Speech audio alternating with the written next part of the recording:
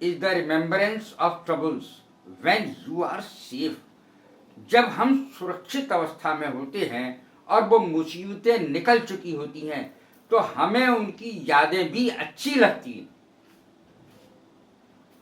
आज मैंने बहुत इंपॉर्टेंट चीज ली है, वो है को, का, की अंग्रेजी कैसे बनती है अंग्रेजी वाक्यों में। हिंदी में तो को, का, की, के ऐसे लिखा जाता है, तो अंग्रेजी में इसकी अंग्रेजी क्या बनेगी या क्या नहीं बनेगी, लगेगी भी कि नहीं लगेगी, वो सब चीज मैंने इसमें बताई है।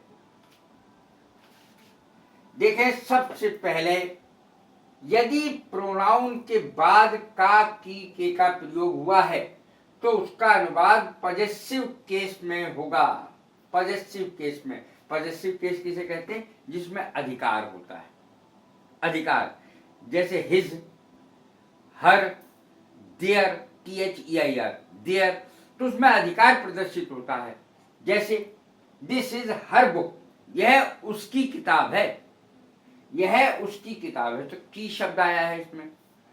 दिस इज हर बुक, यह उसकी किताब है, अधिकार का प्रदर्शन। दिस इज योर पेन, यह आपका पेन है, यह आपका पेन है। अब देखें अगला नियम, कभी कभी का, की, के लिए दो संज्ञाओं के बीच में हाइफन का प्रयोग होता है।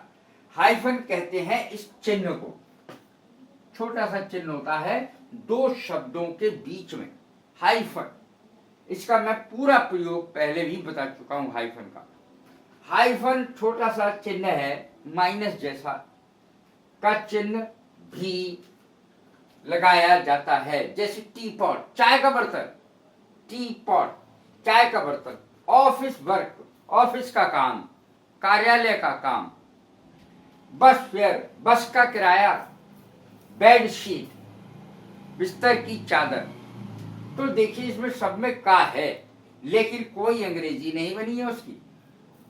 देखें, कभी कभी का, की, के लिए दो संज्ञाओं के बीच में हाइफन का चिन्ह लगाया जाता है, और का जो है उसके लिए कोई अंग्रेजी का प्रयोग नहीं होता। जैसे ऑफिस वर्क, ऑफिस का काम। टी पॉट, चाय का बर्तन, बीच में हाइफन का चिन्ह लगा हुआ है। ऑफिस वर्क, कार्यालय का काम, बीच में हाइफन लगा हुआ है। बस फेयर, फेयर माने किराया, बस का किराया। बेड शीट, बिस्तर की चादर। तो इस तरीके से आपने देखा कि चिन्ह लगा दिया हमने हाइफन का, और का, की, के की अंग्रेजी कोई नहीं बनी। अब देखें, कुछ अवस्थाओं में का, की, के लिए जीरंड का प्रयोग भी किया जाता है। इनमें का, की, के का अर्थ जो है वो के लिए होता है, के लिए अर्थ होता है। देखें इसका कहा कैसे उपयोग करेंगे, कैसे प्रयोग करेंगे। रीडिंग रूम, पढ़ने का कमरा। का पे ध्यान दें, रीडिंग रूम, कहीं का की अंग्रेजी नहीं आई। रीडिंग रूम, पढ़ने का कमरा। जीरन किसे कहते, जेरन किसे कहते हैं, जेरन कहते हैं क्रिया की फर्स्ट फॉर्म में जब हम ING लगाते हैं तो इसको जेरन कहते हैं। रीडिंग रूम, पढ़ने का कमरा। ड्रिंकिंग वाटर, ड्रिंकिंग ING लगा हुआ है, जेरन है दोनों। रीडिंग रूम, रीडिंग जेरन है, इसमें ड्रिंकिंग जेरन है, तो इस तरीके से भी का उपयोग करते हैं। ड्रिंकिंग वाटर, पीने का पानी। ड्रिंकिंग वाटर, पीने का पानी। का देखिए का यूज हो रहा है बराबर हिंदी में, लेकिन कुछ अपवाद भी हैं, इनमें नहीं होता ING का प्रयोग, यानी जेरन का प्रयोग इनमें नहीं होगा। प्ले ग्राउंड, खेलने का स्थान। प्लेइंग ग्राउंड नहीं, प्ले ग्राउंड। हॉर्स रेस, घोड़ों की दौड़। हॉर्स रेस, घोड़ों की दौड़। तो इसमें आपने देखा कि कुछ अपवाद भी हैं, जरूरी नहीं है कि जेरन का प्रयोग ही हो। अब देखें, का की के लिए बेजान चीजों संज्ञाओं के साथ ऑफ का प्रयोग होता है। ऑफ का प्रयोग होता है बेजानदार चीजों के लिए, लेकिन जानदार के लिए क्या लगता है? Apostrophe S. The door of the room, the door of the room, निर्जीव चीज के साथ कभी भी एपोस्ट्रॉफी एस नहीं लगेगा। एपोस्ट्रॉफी चिन्ह है ये वाला, और उसके साथ यदि एस लग जाए तो वो का अर्थ देता है, का।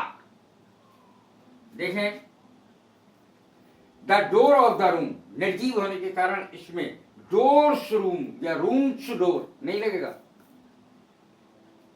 और जानदार के लिए मैंने अभी बताया एपोस्ट्रॉफी एस लगता है। जैसे राम्स डॉटर, राम की बेटी, राम्स डॉटर, राम की बेटी। गर्ल्स हॉस्टल, इसको जरा ध्यान पूर्वक देखें। गर्ल्स हॉस्टल, लड़कियों का हॉस्टल। लड़कियों का हॉस्टल जो हम किस चीज को कहते हैं? Girls school, girls college, girls hostel. तो ध्यान रहे एपोस्ट्रॉफी एस का चिन्ह जो है वो एस के बाद लगेगा और अर्थ देगा इसलिए का। इसमें आगे एपोस्ट्रॉफी चिन्ह के बाद एस लगाने की कोई आवश्यकता नहीं है। गर्ल्स हॉस्टल, ये गर्ल्स हॉस्टल, गर्ल्स लिखा है और इसके आगे एपोस्ट्रॉफी का चिन्ह है। इसका अर्थ होता है लड़कियों का, प्लूरल में ऐसे ही लिखा जाएगा इसको। गर्ल्स हॉस्टल, लड़कियों का हॉस्टल। गर्ल्स बुक, अब ये एक लड़की है, ये लड़कियां थी, अब ये एक लड़की है। गर्ल्स, इसमें एपोस्ट्रॉफी एस लगेगा, वो लड़कियां थी, प्लूरल में।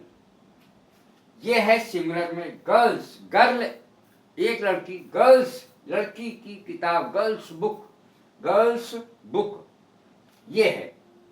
अब देखें को के अर्थ में कैसे प्रयोग होते हैं विभिन्न प्रकार के शब्द। बहुत ध्यान से सुनने की चीज है को का प्रयोग। को के प्रयोग के लिए हम टू का प्रयोग भी करते हैं को शब्द लगाने के लिए। ही वेंट टू मार्केट, वह बाजार को गया। ही वेंट टू स्कूल, वो स्कूल को गया। कहीं भी लगाते ही वेंट टू दिल्ली, वह दिल्ली को गया। तो ही वेंट टू, यहाँ टू जो है को का अर्थ दे रहा है। तो को के अर्थ के लिए जो है वो टू का प्रयोग किया जाता है। हर जगह नहीं टू का प्रयोग होता है को के लिए, अब अलग अलग है।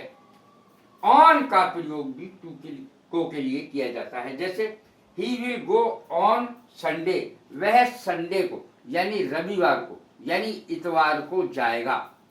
He will go on Sunday, वह इतवार को जाएगा। अब देखें एट का प्रयोग को के लिए। एट का प्रयोग भी को शब्द के लिए होता है। ही स्लीप्स एट नून, वह दोपहर को सोता है। ही स्लीप्स एट नून, वह दोपहर को सोता है। इनका प्रयोग भी को के लिए होता है। He will come in the evening, वह शाम को आएगा। He will come in the evening, वह शाम को आएगा। इन्फिनेटिव का भी प्रयोग होता है। इन्फिनेटिव क्या है? क्रिया की, वर्ब की फर्स्ट फॉर्म से पहले टू लगाना इन्फिनेटिव बना देता है। इन्फिनेटिव लगाकर he has no book to read, पढ़ने को उसके लिए कोई किताब नहीं है। उसके पास पढ़ने के लिए कोई किताब नहीं है। पढ़ने को। अब देखें किसी प्रीपोजिशन का प्रयोग नहीं होता है। कुछ शब्द ऐसे होते हैं जिनके साथ किसी प्रीपोजिशन का प्रयोग नहीं होता। ही लाइक्स मी, वह मुझको पसंद करता है। He likes me. Ram defeated Ravan, Ram ने रावण को हराया। राम ने रावण को हराया, डिफीटेड हराया।